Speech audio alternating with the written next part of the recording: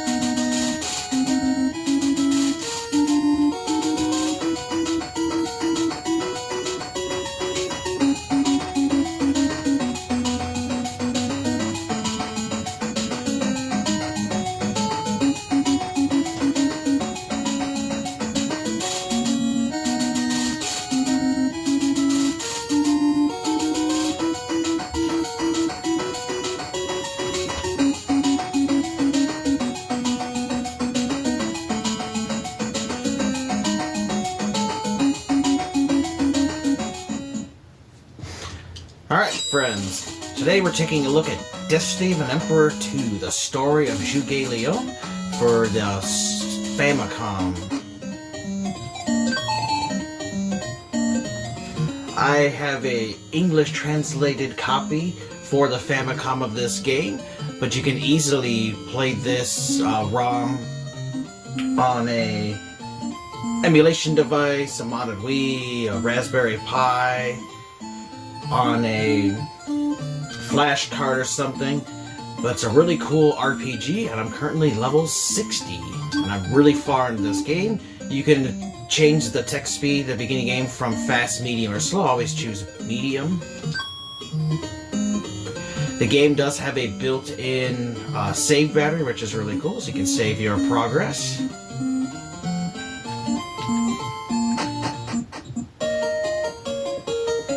got really cool Chinese music too for this game, and it has a isometric view, which the graphics and stuff really kind of remind me of like Dragon Warrior or Pokemon for the Game Boy.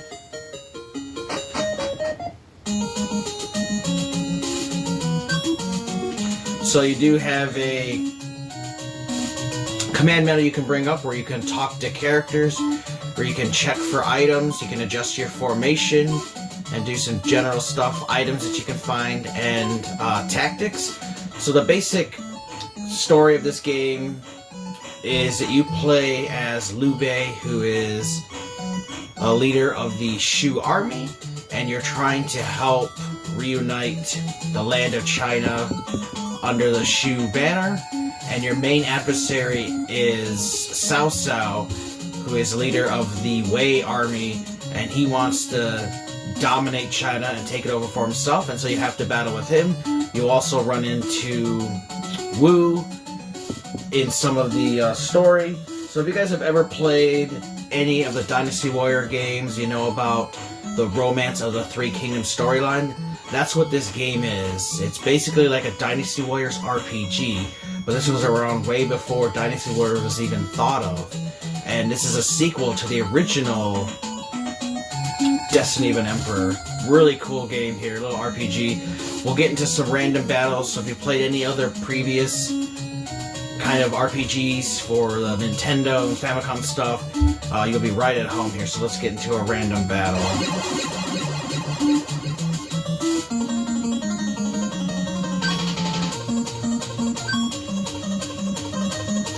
So you'll have several different kinds of generals that will be in your army, and they all have their own strengths and weaknesses, and as you play the game you actually can unlock different generals to join your cause, and some can die during story events, and you also face a variety of enemies. And sometimes you'll fight actual officers like I'm fighting here, but a lot of times you'll run into bandits and pirates and stuff. And that's what's interesting about this compared to other RPGs is you can go through and fight and choose ones to do different attacks to, or you can actually do magic attacks. You can use items to like heal yourself, or if one of your troops, one of your officers gets knocked down and is out of troops, you can actually revive them, which is cool. But you also have this all-out attack where you can do an auto battle and let the game battle for you. So you guys can check it out here.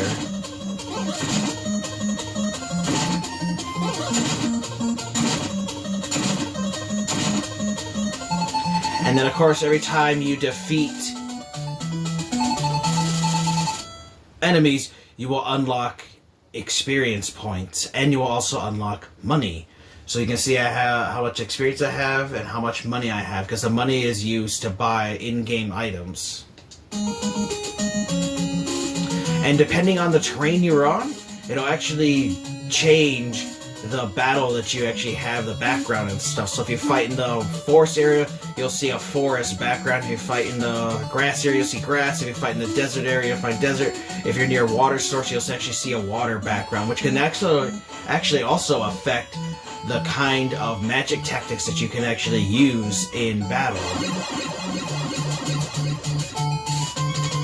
So here's a typical one you'll see a lot of is the Outlaw Army, and those numbers are their troop strengths, which is basically like in a normal RPG, a different kind of RPG, you know, you'd have that as the enemy's health, but in this game they do it as troops. So every time they take a damage, they actually lose troops, and if you get to 0, that character dies. And if all your characters are at 0 troops, you'll actually fail and have to start over from where you saved.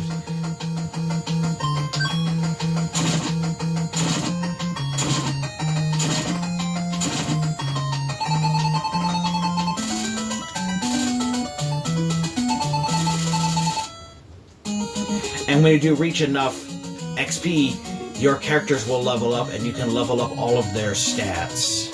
So their attack power, their hit power, their defense, everything like that you can actually bring up for there.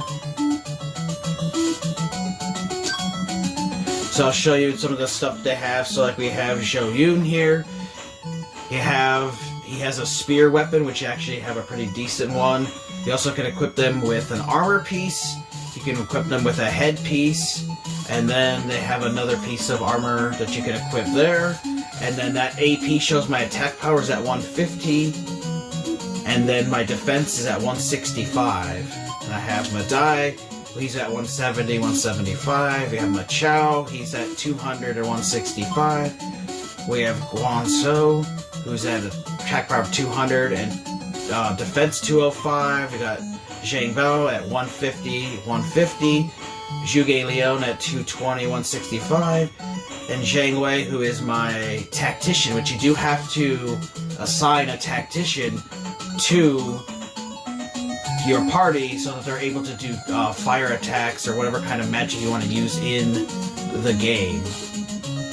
And then they also show the different items that those characters are currently holding, which revives, which you can use to revive a character that gets knocked down, and gold are actually healing items, and there are different kinds of healing items that do more healing for troops, just depending on the quality of it.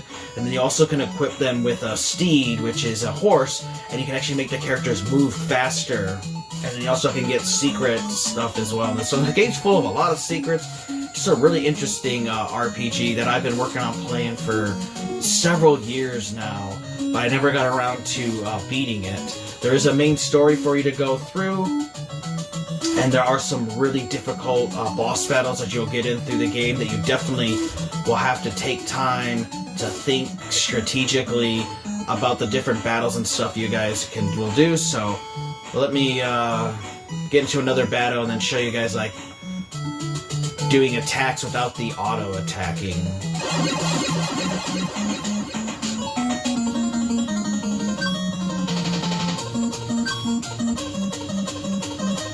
So you could do fight, and we could do fight there, and you could choose individual wise to attack, and then you could do attack here, which I do recommend go online when you do play this game and download a tactics list, because I actually have one. It's probably hard to see the paper, but I have this list here. Oops. Yeah, that's on. It's upside down. There it is. Jeez. And this list here tells me what these various tactics do. And you actually get to level up these tactics as you level up your characters that do more damage. And so, if you don't know what this means, you know, you're really going to be lost as what these abilities do. So I recommend get that tactic sheet like I have printed out, so you have it and know what they do for tactics in these battles here.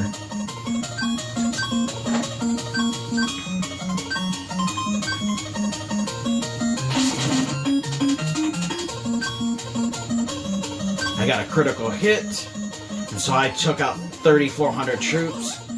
Tried to do my magic attack and it failed.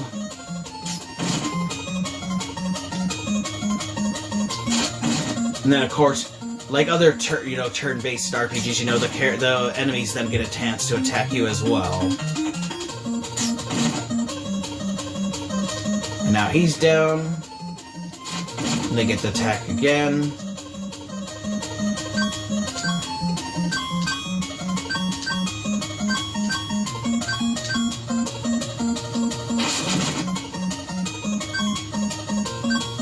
Scored a critical hit, and I took him out in one hit. And so that gives you guys a little idea of what the battles are like when you're actually fighting like multiple officers, especially if you get into some of the boss type battles where you have a whole bunch of officers. And you have to watch out, because the officers can also do tactics to you and use the magic abilities on you as well. And there's ones you can do counter spells against what they do, because they can actually launch a spell on you, as an example, to make it where you can't even attack, and you have to wait for it to wear off. And sometimes you can die in some of these intense battles. So it definitely pays to know your tactics and when to use them properly. And then there are going to be some various towns and castles that you will find throughout the game that you can actually unlock when you defeat certain officers who are guarding them, and then you can talk to the townspeople there. And so, like, this is a little village here of somebody, and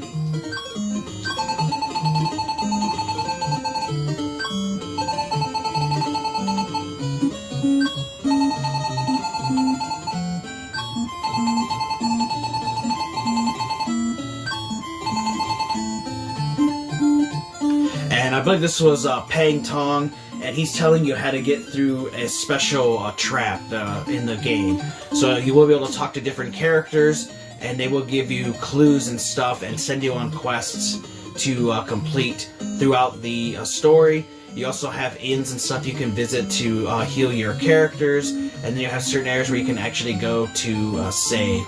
But I just wanted to give you guys a little taste of Destiny of an Emperor 2, a really awesome game for the Famicom that I have been enjoying playing for the last several years, and it's one I'm hoping to eventually have beat, as I really did enjoy this game. Definitely think you guys should check it out. Hope you guys enjoyed that look at Destiny of an Emperor 2, a really awesome old school RPG for the Famicom. Highly recommend you guys check it out, especially if you played the original one, and if not, I definitely recommend getting them. Now you can try to track down an English translated Famicom cartridge like I did, but it's probably going to be really hard as that guy has not posted for like a year now. But you can easily find the ROM to download and play on any emulator on your PC or an EverDrive card or something, but it's definitely worth checking out if you get a chance to. A really fun game. And the other one we're talking about for Famicom is called Downtown Special, which this is a really interesting series that is exclusive to Japan, but they did eventually release this on the Virtual Console for the Wii, and I'm pretty sure that they released a version of this for the Game Boy.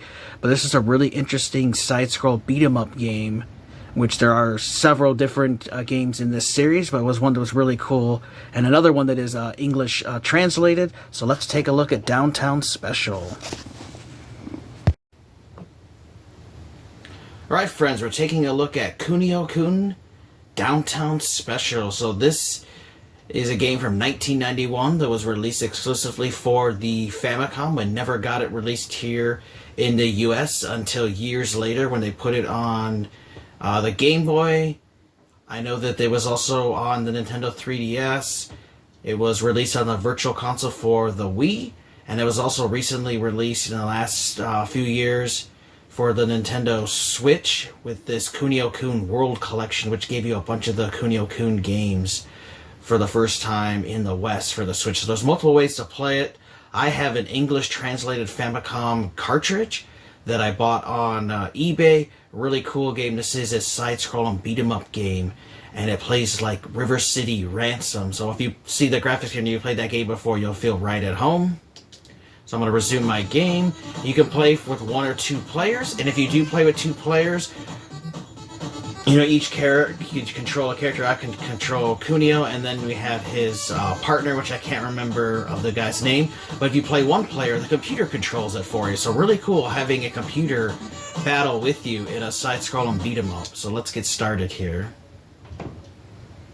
He says, "Are you ready for the new area?" Yeah. And what's cool is this takes place in feudal Japan. So you have a feudal Japan beat 'em up. So really interesting and just neat. So I picked up a weapon, so you can find weapons throughout the game. Like I found this boulder, and I can use it to bash enemies with. So you can kick and punch, and then find various weapons, and the computer will pick up weapons for you as well, and the characters and stuff will talk to you and taunt you.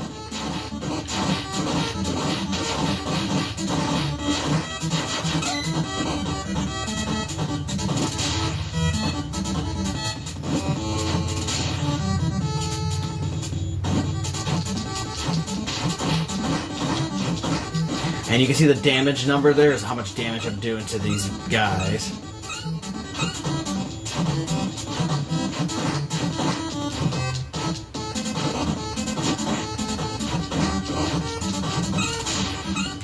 And if you defeat enemies, sometimes they will drop items, they'll drop money and stuff, because there are shops you can find in the game to actually buy items. There, we got that asshole down there. Hashi says, "I'll remember you and eat this."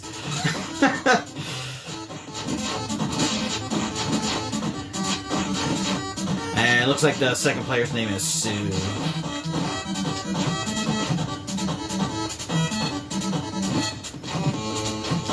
had really no idea about this game or how it played. I just checked out the listing for this game on eBay and checked out some of the gameplay on YouTube, and it just looked really fun. Like, hey, cool, side-scrolling beat-em-up game for the old Famicom/NES, and just looked pretty cool. So I decided to pick it up, as I had been recommended to me by several people as far as playing the English translated ROM. And when I saw I could get an actual physical cartridge for my collection that was English translated, I knew I had to have it in my collection. You gotta watch out too, because enemies will have weapons of their own. And then I'll show you guys like the menu here, so you can check out the various items you have, which I currently have none. You can check out your stats. So there's my punch power, kick power, my weapons, throwing, agility, willpower, defense, and strength. Then there's my vitality and my stamina, which you have the different meters to look towards. The growth, as you can level up your characters as you earn experience from beating people down.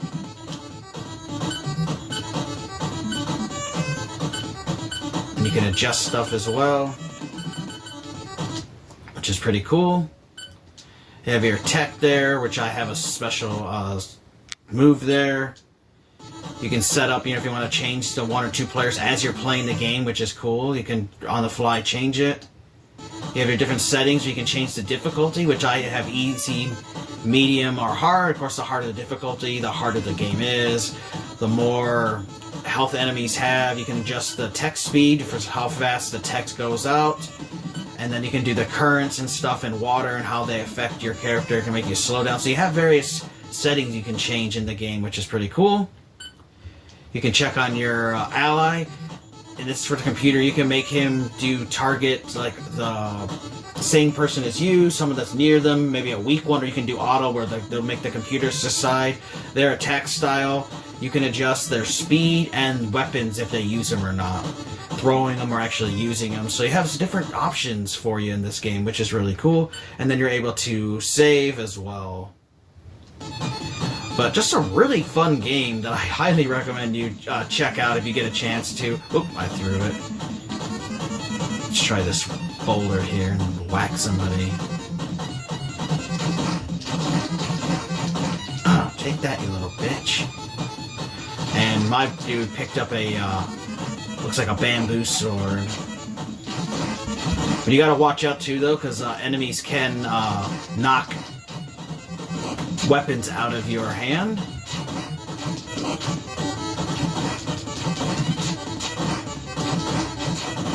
But it's really cool to see that we were able to knock the enemy back between each other.